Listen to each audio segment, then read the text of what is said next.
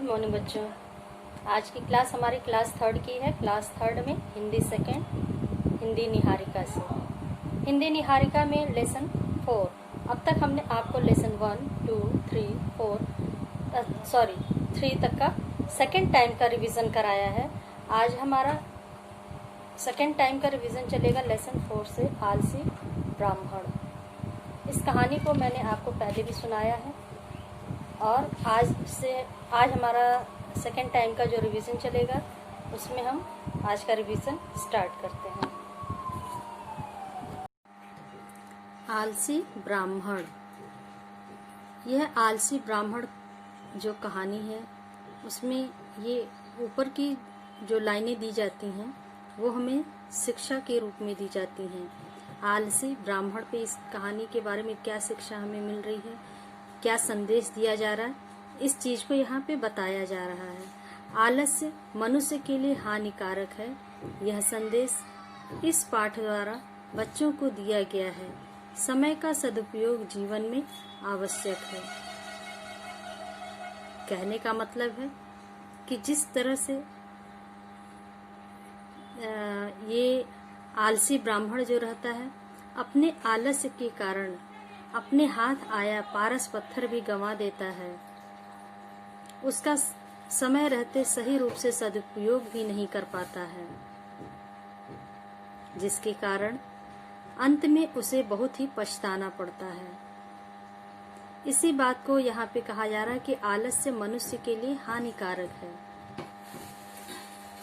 अगर ब्राह्मण आलस्य नहीं करता तो उस पारस पत्थर का वह सही रूप से सदुपयोग कर अपनी गरीबी को दूर कर पाता, लेकिन वह अपने आलस्य का त्याग नहीं कर पाता है। अंत में पछताता है। और इस पाठ में यह भी संदेश दिया गया है कि समय का सदुपयोग जीवन में आवश्यक है। जिस प्रकार से आलस्य हमें नहीं करना चाहिए, उसी प्रकार से समय का अगर हम सही रूप से सदुपयोग नहीं करते हैं तो समय निकल जाने के बाद में हमें पछताना ही पड़ता है, क्योंकि वह समय हमें दोबारा जब समय नहीं मिलता है तो इंसान केवल पछतावा को ही अपने साथ पाता है। इसलिए व्यक्ति को कभी भी आलस नहीं करना चाहिए और वक्त रहते ही अपने काम को सही रूप से संपन्न कर लेना चाहिए। यही बात इस पाठ के द्वारा, इस कहानी के द्वारा हमें समझाया गया है। अंत में यहाँ पे आप देखेंगे कि पाठ के अंत में दिया गया है एक लाइन, शिक्षण संकेत। यहाँ आपको दिखेगा एकदम नीचे लास्ट में दिया गया है शिक्षण संकेत। आलसी व कर्महीन व्यक्ति कभी विकास नहीं कर सकता। आलसी व कर्महीन व्यक्ति कभी विकास नहीं कर सकता। कहने का मतलब है अगर व्यक्ति आलसी होगा, उसके अंदर आलस्य भरा होगा, वह अपना काम समय पर सही रूप से नहीं करेगा। कर्महीन का मतलब है काम से जी चुराने वाला, यानी समय पर काम न करने वाला व्यक्ति कभी भी विकास नहीं कर सकता है, अपने जीवन में तरक्की नहीं कर सकता है, वो कभी कामयाबी की ओर नहीं बढ़ सकता है। व्यक्ति के जीवन में यदि उसे कामयाब होना है तो उसके लिए आवश्यक होगा कि वह समय का सही रूप से सदुपयोग कर, आलस्य का त्याग कर जीवन में उन्नति की ओर बढ़े, क्योंकि आलस्य हमारी प्रगति में बाधक है। अगर हमें आगे की ओर बढ़ना है, जीवन में कामयाब होना है, तो आलस्य का त्याग करना ही होगा और तभी हम आगे की ओर, प्रगति की ओर बढ़ सकेंगे। अब इसके बाद हमारा आगे का रिवीजन हम स्टार्ट करते हैं। आप ध्यान से देखिएगा, कोशिश करिए आप हमारे साथ साथ हम जो जो बातें, जो जो प्रश्न पूछते हैं या पढ़ते हैं, उसके साथ साथ आप उसका उत्तर बोलते जाइए, तभी हमारा शब्दार्थ। शब्दार्थ में हमारा पहला आता है प्रसन्न। प्रसन्न का अर्थ होता है खुश। पोटली, छोटी गठरी। आलसी, सुस्त। भाव, दाम, प्रतिदिन, प्रत्येक दिन। कानों पर जू न रेंगना, बात पर ध्यान न देना। सदुपयोग, उचित उपयोग। भूल, भूल का गलती। उन्नति, तरक्की। आंसू बहाना, पश्चाताप करना। गिड़गिड़ाना, मिन्नत करना या हाथ जोड़ना। यहाँ तक का हमारा ये शब्दार्थ था। अब इसके बाद दिया गया है विशेष में, इन शब्दों को इस तरह भी लिख सकते हैं। परंतु इसमें आपका अनुस्वार है और दूसरे वाले में आधा न करके दिखाया गया, और वही चीज यहाँ नीचे ब्राह्मण में भी ह को हलंत करके दिखाया गया है और दूसरे वाले में ह और म को एक साथ करके दिखाया गया है। दोनों लिखने का तरीका अलग है, लेकिन दोनों का उच्चारण एक होगा, इसलिए दोनों सही है। इसके बाद हमारा आता है प्रश्नोत्तर। तो इसको हम अपनी कॉपी से आपको करके दिखा रहे हैं।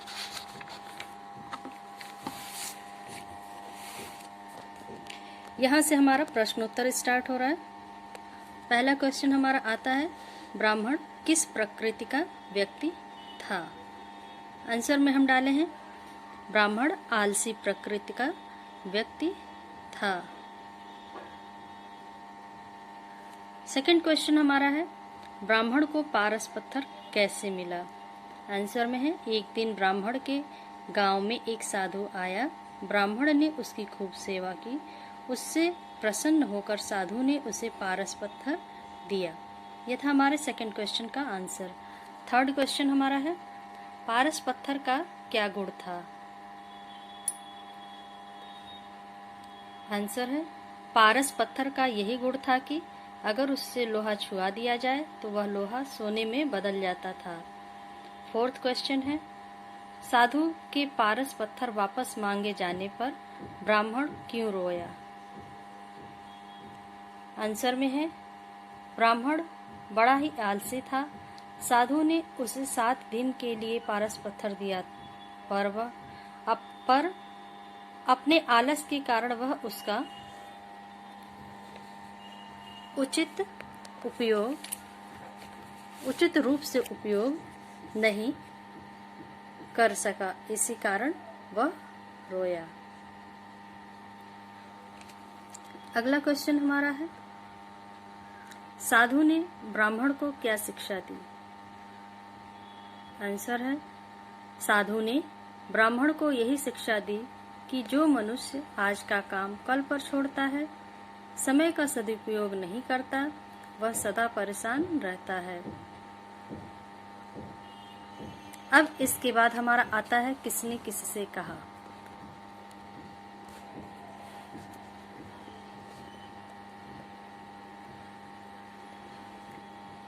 जिसमें एक वाक्य दिया गया है, उस वाक्य को किसने कहा था और किससे कहा था, हमको यही बताना है। पहला इसमें है, मुझ पर दया कीजिए, कम से कम एक दिन मुझे और दे दीजिए। ये इस कहानी में इस वाक्य को किसने कहा? ब्राह्मण ने। किससे कहा था? साधु से। अगला क्वेश्चन है, तू है तो बड़ा आलसी, परंतु सेवा भाव बहुत है तुझमें। इस वाक्य को किसने कहा? साधु ने कहा। किससे कहा? ब्राह्मण से।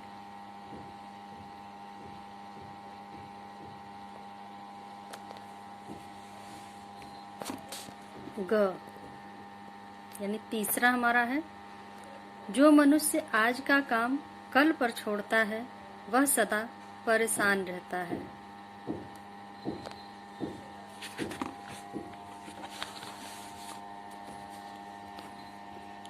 इस कहानी में इस बात को किसने कहा? साधु ने। किससे कहा? ब्राह्मण से।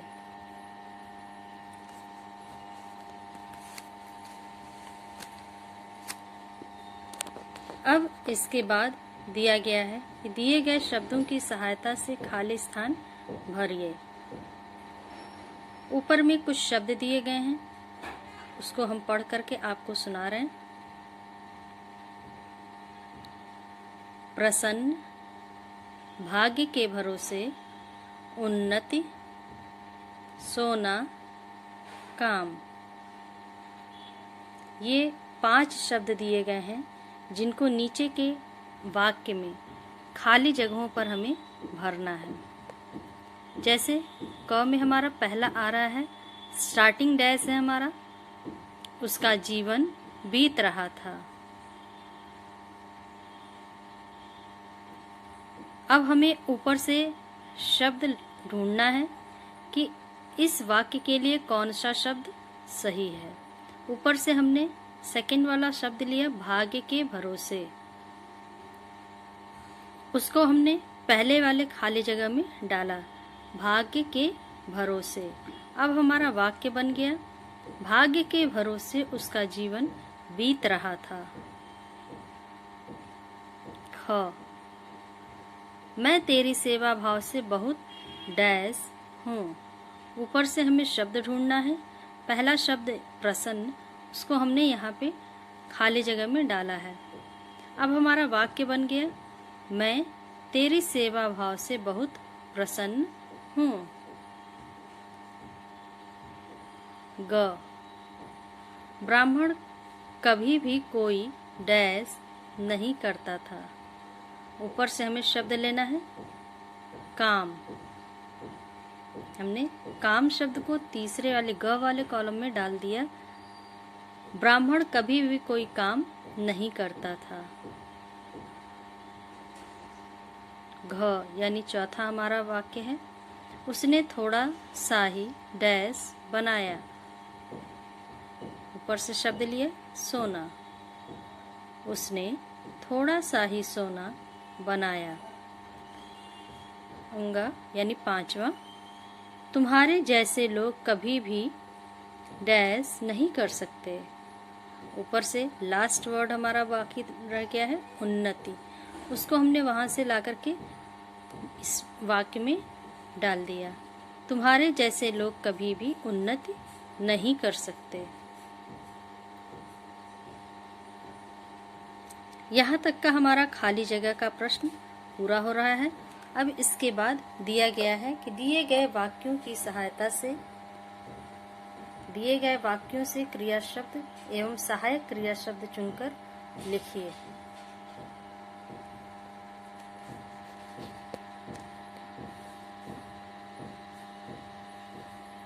दिए गए वाक्यों से क्रिया शब्द एवं सहायक क्रिया शब्द चुनकर लिखिए, जिसमें से क पहला हमारा आता है, पहले दिन ही थोड़ा सा सोना बनाया था। अब इसमें कहा गया है कि क्रिया और सहायक क्रिया दोनों हमको लिखना है। तो पहले हमें ये जान लेना है कि क्रिया और सहायक क्रिया होता क्या है।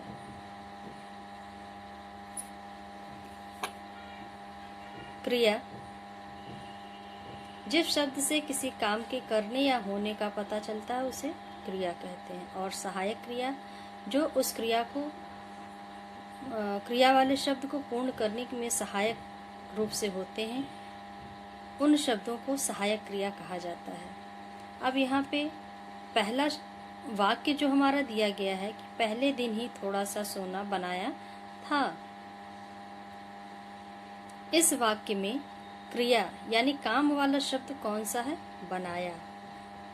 तो उसको हमने क्रिया वाले कॉलम में डाल दिया, बनाया। और इसके बाद कहा गया है कि सहायक क्रिया भी बतानी है। तो सहायक क्रिया के रूप में बनाया था। ये जो था जो शब्द है ये हमारा सहायक क्रिया के रूप में आ रहा है उस क्रिया वाले शब्द को पूर्ण करने में, इसलिए ये हमारा सहायक क्रिया वाले कॉलम में चला गया था। अब इसके बाद आ रहा है ख।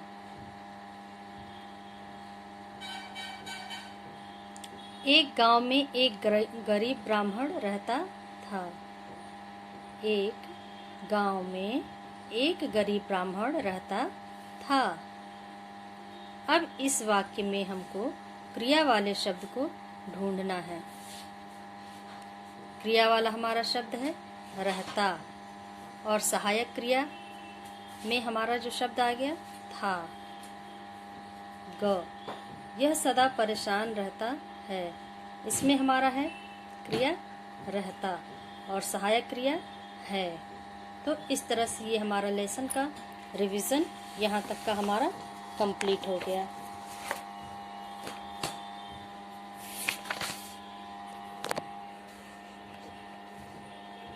अब इसके बाद हमारा आता है उच्चारण अभ्यास।